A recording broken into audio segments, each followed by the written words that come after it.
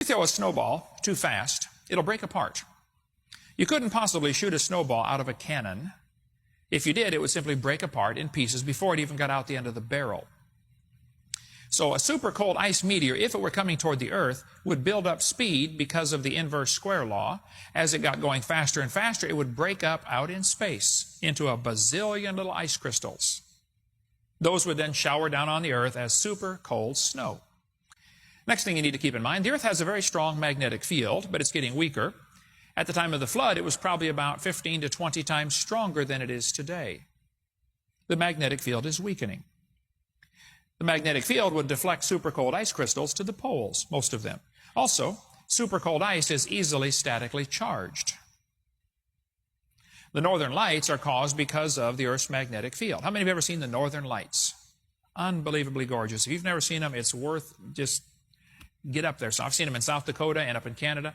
Unbelievably beautiful. The northern lights are something worth seeing. Anyway, the pre-flood world was very different. The world probably had a canopy of ice or water above the atmosphere. We covered that on video 2. Now, there are some creationists, including Walt Brown, who disagree. They say there was no canopy. And I think the arguments they use can be easily answered. And I'll be glad to discuss that if you'd like more. Next thing to keep in mind. Who on earth was Peleg? Genesis chapter 10, and I hate to say this about the Bible, so God, don't listen for just a minute, okay? But Genesis 10 is boring.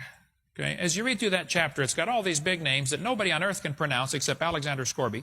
You know, so-and-so begot so-and-so, and he begot so-and-so, and he begot so-and-so. And you're reading through this long, boring chapter of everybody begotten everybody, and all of a sudden you come across verse 25.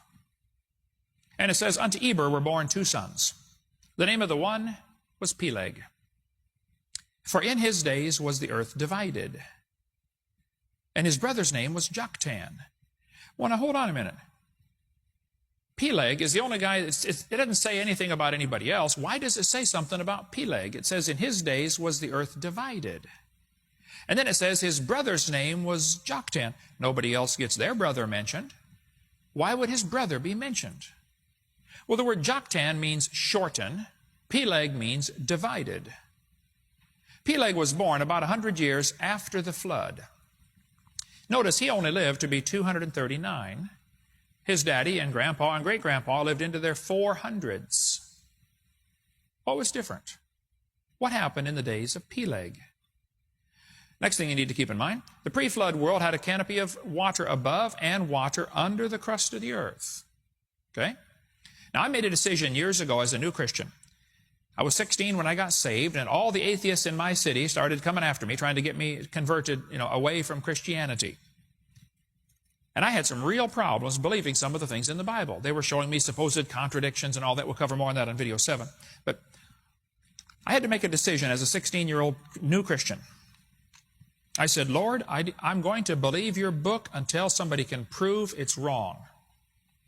Some of my friends decided they're going to doubt the Bible until it's proven right. I think that's a mistake. I think I made the right decision. I said, God, I'm going to believe you even for the things I don't understand. And he's proven himself on just about every one of them. There's a couple I still got questions about. There was an atheist one time came to the preacher and said, Preacher, I don't believe anything in the Bible. I only believe science. He said, Preacher, if you can prove one verse out of the Bible scientifically, I'll believe it. The preacher said, well, okay. He grabbed the atheist around the neck, grabbed his nose, and began twisting his nose. Pretty soon, of course, the blood is pouring down his face, and the atheist said, what on earth are you doing?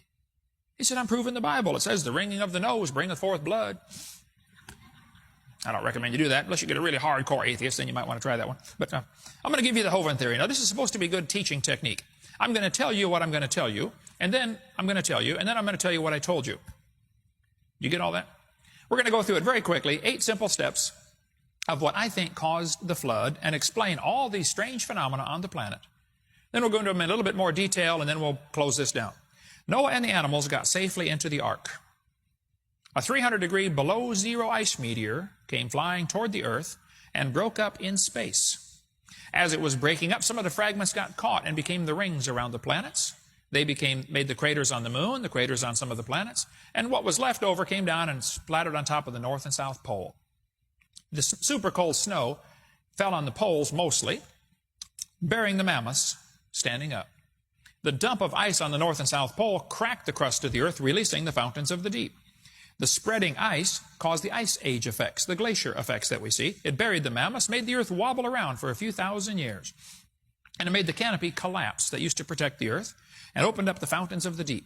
During the first few months of the flood, the dead animals would settle out and dead plants and get buried. They would become coal if they're plants and oil if they're animals. And those are still found today in huge graveyards. Fossils found in graveyards, oil found in big pockets under the ground.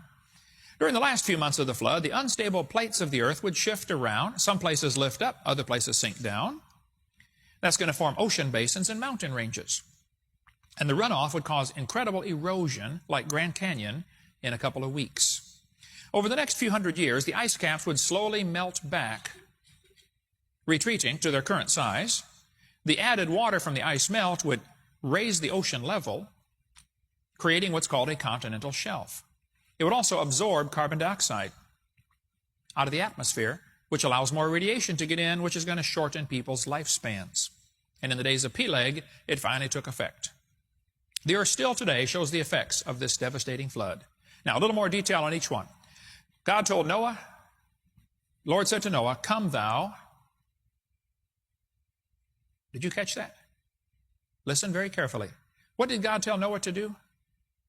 He told him to come into the ark. He didn't say go into the ark. He said come into the ark.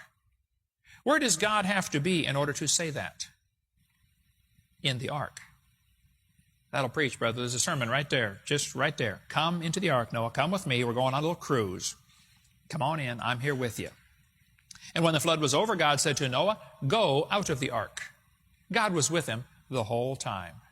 That would be quite the cruise. And the Lord shut the door. By the way, good eternal security verse. If the Lord's got you saved, you're saved, okay? You can't get out of God's hand. Then this 300-degree below zero ice meteor came flying through the solar system. Some of it broke apart. It made craters on Mercury and craters on the moon. 4 of the planets today still have rings around them. And the rings around these planets are made of rock and ice. Very interesting. Now, Walt Brown thinks some of the craters on the moon were formed when the fountains of the deep broke open and rocks went flying up out of Earth's gravitational pull, drifted around for a while and clobbered into the moon. He may be right on that, I don't know. But it's interesting. He thinks the comets came from Earth, and water on Mars came from Earth when the fountains of the deep broke open. You could read about it for yourself if you'd like.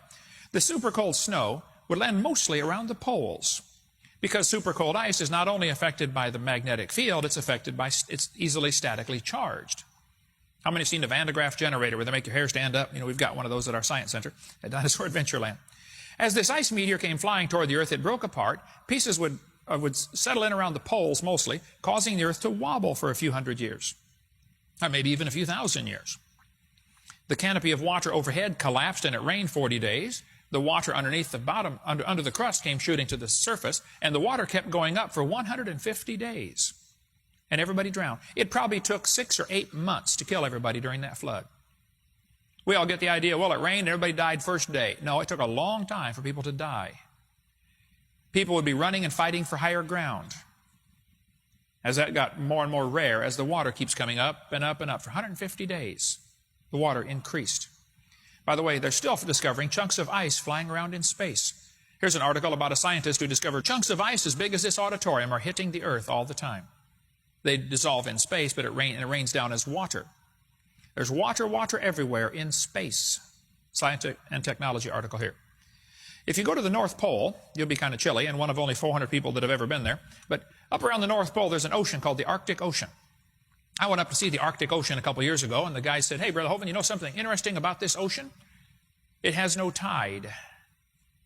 I said, man, I never thought of that. Taught her science for 15 years. Arctic Ocean has no tide. And who cares, right? Anyway, but there's an island up there called the New Siberian Islands off the coast of Russia.